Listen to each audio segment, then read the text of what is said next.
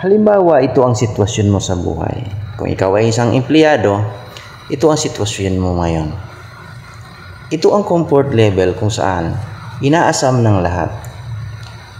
Ang level kung saan abot kamay ang lahat ng mga pangangailangan.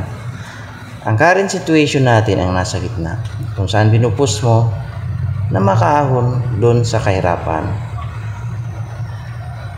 Ito ka ngayon, o ito ngayon ang pamilya mo. Ito ang level kung nasaan kayo ngayon, o ito yung mga inaasam ay tinatamasa nyo ngayon. Ito ka ngayon, ikaw yung nagpupush. Pero paano, naisip mo ba kapag napagod ka na, nagkasakit ka, na hindi ka pwedeng mag-relax? Pag bumitaw ka, sigurado babagsak. So anong gagawin mo para magkaroon ka ng stable na situation or peace of mind?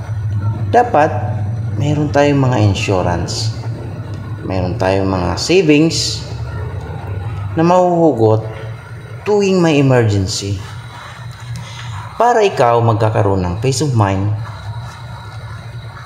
para mag-relax, mag-unwind, makapagpahinga nang hindi inaalala dahil safe ang pamilya mo.